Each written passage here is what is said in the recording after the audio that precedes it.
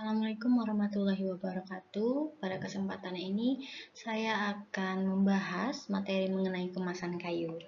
Sebagai pendahuluan, kayu sendiri merupakan salah satu sumber daya alam yang memiliki berbagai fungsi. Selain digunakan untuk bahan bangunan, perabotan rumah tangga, dan bahan bakar, kayu ini juga dimanfaatkan dalam industri kemasan, terutama sebagai kemasan transportasi. Jadi pemanfaatan kayu sendiri di sini ada bahan bangunan, perabotan rumah tangga, kemasan, serat dan kertas, bahan bakar. Lalu kemasan kayu ini juga banyak dimanfaatkan dalam industri kemasan sebagai transportasi, yang mana dalam industri logistik dan distribusi, kemasan kayu umumnya digunakan dalam bentuk peti kayu kerangka, kemudian peti kayu tipis. Jadi, kemasan kayu ini untuk negara-negara yang mempunyai hutan masih dipakai sebagai kemasan transportasi. Lalu, kemasan kayu ini banyak dimanfaatkan untuk mengemas berbagai produk, baik itu dari buah segar, kemudian sayur-sayuran, ikan segar maupun ikan olahan dan barang lainnya yang memerlukan perlindungan selama proses pengiriman. Kemudian kemasan peti kayu ini harus dibuat dengan benar, lalu pemilihan ataupun pemakaian jenis kayu ini harus sesuai. Lalu tidak dianjurkan juga bahwasanya memakai papan kayu bekas, jadi memang harus kayu yang fresh atau yang baru.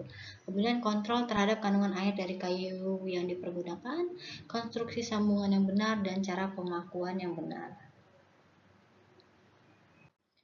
Selain itu, pemilihan jenis kayu yang sesuai dengan kebutuhan kemasan ini tadi sudah dijelaskan, tidak menggunakan kayu bekas dan yang lainnya. Yang mana jenis kayu yang digunakan untuk kemasan ini umumnya diklasifikasikan menjadi dua jenis, yaitu ada kayu lunak dan kayu keras. Nah, kayu lunak ini biasanya berasal dari tumbuhan berdaun jarum, sedangkan kayu keras berasal dari tumbuhan berdaun lebar. Yang mana kayu lunak ini contohnya seperti pinus, dan kayu keras ini bisa dari jati, oak, maupun meranti.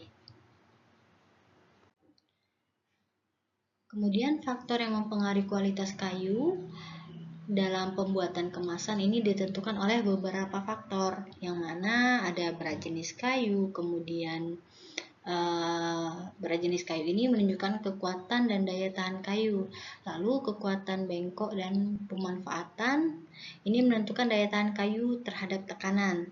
Lalu tekanan ini bisa dari terhadap pelapukan, kemudian memastikan keawetan kayu dalam berbagai kondisi lingkungan. Kemudian kayu dengan berat jenis 600 sampai 750 kg meter kubik ini umumnya digunakan dalam pembuatan peti atau palet karena memiliki tahanan yang baik terhadap beban. Jadi sudah dibahas. Kemudian kelompok kayu keras dengan berat jenis 600 hingga 750 kg per meter kubik ini bisa digunakan untuk yang pertama ada papan pinggiran peti atau penghubung pelet, kemudian bagian penyangga peti, bagian landasan pelet, kemudian bagian penguat tegak kerangka. Kemudian cacat kayu yang dapat mengurangi kualitas kemasan. Ini beberapa jenis cacat kayu yang dapat mempengaruhi kualitas kemasan. Ada yang pertama serat kayu yang melintang dan melenceng, yang mana ini dapat mengurangi kekuatan kayu. Kemudian mata kayu, yang mana dapat menjadi titik lemah dalam struktur kayu. Lalu kerusakan lainnya seperti checking, yaitu pengerutan yang tidak sama pada ujung papan, cupping, pengerutan papan searah serat kayu, sehingga nantinya dapat mempengaruhi bentuk dan daya tahan kayu. Kalau checking tadi, dia dapat menyebabkan retak pada ujung papan.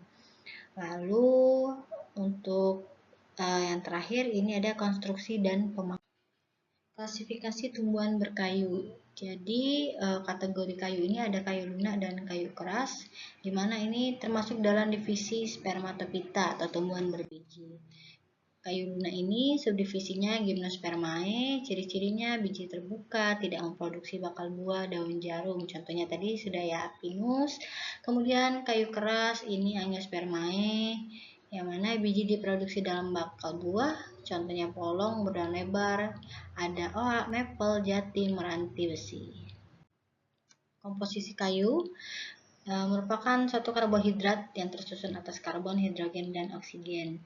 Jadi ada unsur-unsur organik dalam kayu, yang mana kayu keras ini selulosanya berkisar 40 hingga 44 dan hemiselulosanya kurang lebih 15 hingga 35% dan lignin 18 hingga 25%. Kayu lunak ini hampir sama ya, hanya berbeda di hemiselulosanya 20 hingga 32%, ligninnya 25 hingga 35%. Pengawetan. Jadi untuk meningkatkan daya tahan kayu terhadap faktor lingkungan, ini kayu dapat diawetkan menggunakan bahan kimia, kemudian bahan alami maupun tradisional. Bahan kimia ini seperti vernis dan pelitur. Lalu bahan alami atau tradisional ini seperti pengasapan dan penggunaan kotoran hewan. Kelebihan dan kekurangan kemasan kayu, yang mana kelebihannya sendiri ini memiliki ketahanan tinggi terhadap tekanan dan lenturan, kemudian tekstur kayu yang indah dan estetis, berat jenis yang relatif ringan sehingga mudah untuk dipindahkan. Lalu kekurangannya ini mudah diserang serangga atau rayap, lalu memiliki kadar air tinggi sehingga perlu proses pengeringan, lalu menghasilkan limbah yang cukup besar, kemudian mudah terbakar dan memiliki keterbatasan sumber daya. Baiklah, sekian dari materi yang saya sampaikan. Semoga bermanfaat untuk kita semua. Wassalamualaikum warahmatullahi wabarakatuh.